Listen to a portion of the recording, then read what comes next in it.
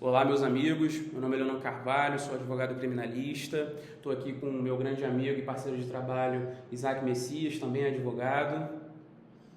E aí, pessoal, nós vamos aqui hoje estar discutindo mais uma reflexão, né? Sim. De ciências criminais, né? Advocacia criminal, Perfeito. Processo penal, direito penal, criminologia. E assim, o que a gente vai falar agora, né? É sobre todo mundo merece defesa. Todo mundo merece Essa aí é uma questão que sempre vem aos nossos ouvidos aí, seja em jantares familiares, amigos nos perguntando, né? Questões na rede social. Mas você vai defender esse tipo de gente?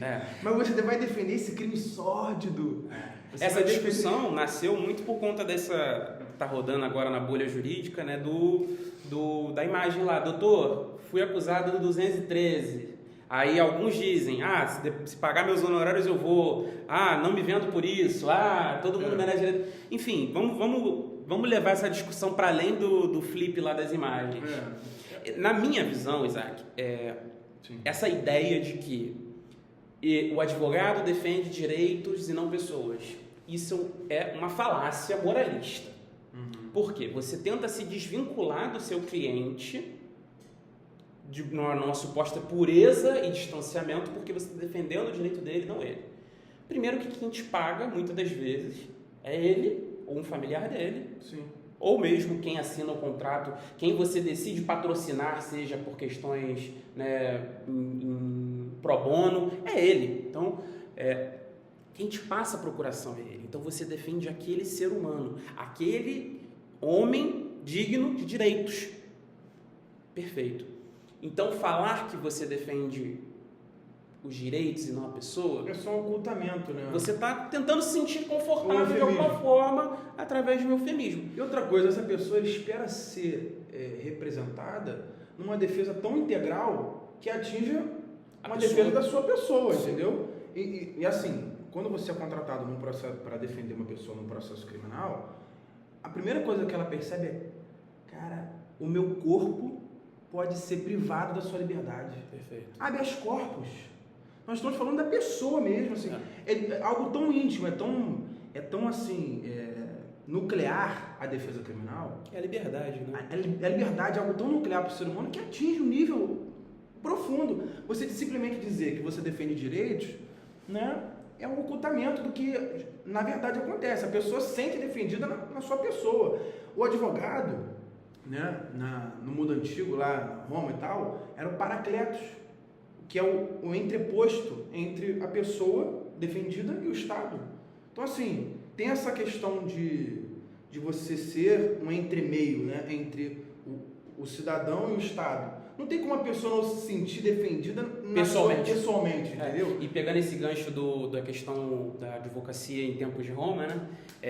Existe muito essa confusão entre defender direito, defender pessoas, entre a questão do crime mais chamativo, né? O crime que alarma mais, principalmente estupro, assassinato. Entender que o processo penal, ele existe para regulamentar a aplicação da lei penal. Vamos traduzir isso. Ele determina como a gente vai prender o cara, como a gente vai julgar o cara, como a gente vai dizer, olha, essa pessoa é culpada, essa pessoa não é culpada, essa pessoa merece tantos anos. Entenda, é a forma de diminuir a força do Estado sobre ele. Então, o processo penal existe para defender o acusado. Ela ela nos traz garantias e formas que são garantias para a boa aplicação do direito penal de forma justa, razoável e ponderada, né? É para isso que o processo penal serve. Muitas pessoas acham que não, é só um procedimento que serve para poder chancelar aquilo que já é esperado, que é a condenação daquele cara. Então, popularmente, muitas das vezes, o acusado do crime sexual, o acusado de um assassinato de grande repercussão, ele já é previamente condenado, né? E o pessoal que milita no tribunal do júri vai entender muito bem isso. Muitas das vezes ele está lutando ali, não só contra o Ministério Público, né? Ele está lutando também contra a mídia, que já fez a caveira daquele cliente dele. Sim. Nos crimes sexuais não é tão diferente assim, até porque, por mais eruditos, por mais pessoas estudadas que sejam os membros do Ministério Público, os magistrados, eles também são afetados, têm os seus vieses de confirmação afetados através do que é mostrado na mídia. Então, se o caso tem grande repercussão, isso afeta sim o julgamento. Para isso que serve o processo penal, para tornar menos pessoal, literalmente, né, uma racionalidade, né, a la Weber, de burocratizar a aplicação da lei penal. Para isso que serve, por isso que tem tantos artigos no Código de Processo Penal, muito mais do que no Código Penal. E assim, até por uma questão, né, de você perceber, falando mais uma questão ética, porque isso é uma questão ética, de você, para as pessoas, né, que julgam a advocacia, que julgam a defesa criminal, uma questão de você aceitar ou não a defender alguém, né? E assim, é muito complicado como você é tratado, né? Se você falou que você vai defender, não, defendo, não quero nem saber, por quê? Por qual razão? Aí a pessoa vai perguntar por qual razão, seja dinheiro, aí isso daqui é uma questão já que pessoal, o que não interessa é pessoal. Mas a questão da escolha profissional, de atuação ali, eu acho que faz todo sentido, inclusive se você for uma pessoa religiosa. Claro. Porque se você pensar bem, né, existe um atributo ali da defesa de uma pessoa que está sendo questionada no mais alto patamar do questionamento social, um pária social. Ele se tornou, a partir do momento que a pessoa é processada, ele se torna um pária social, entendeu? É muito difícil você se levantar depois de um processo criminal. Então, isso aí revela até essa defesa criminal, né, algo nobre, de você defender uma pessoa que está num momento de extrema fragilidade ética, moral, por que não? Ela vai se tornar uma cidadania de segunda classe, Exatamente. mesmo depois que ela passa por tudo isso. Exatamente. E assim, a questão mesmo, que é como eu abri o vídeo, é o seguinte: todo mundo que é ser humano, é ser humano, fez atrocidade? Pode até ter feito, mas se é um ser humano, precisa de defesa. Sim. Precisa de defesa, porque o processo penal, como o doutor Leonardo estava falando, nada mais é do que um procedimento que racionaliza a violência. Porque a vingança. Porque uma violência vai ser permitida lá na frente, se ele for condenado. Uma violência vai ser permitida. Contra o quê? Contra o corpo dele, como a gente falou. Privação da liberdade. Privação da liberdade. Ou privação de direitos, né? Restrição de direitos. Então, assim, uma violência vai ser feita.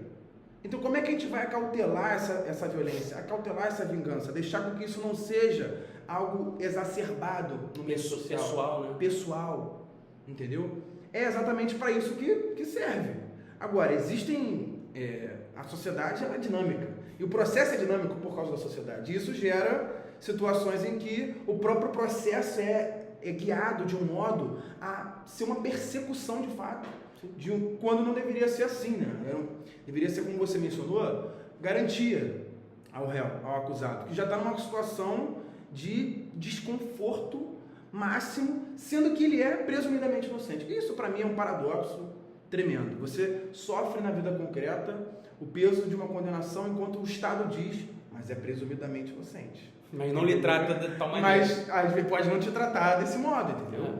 Então, assim... E eu acho que, falando de presunção de inocência, é bom também pensar a questão da confissão, a questão de ser réu confesso ou não, né?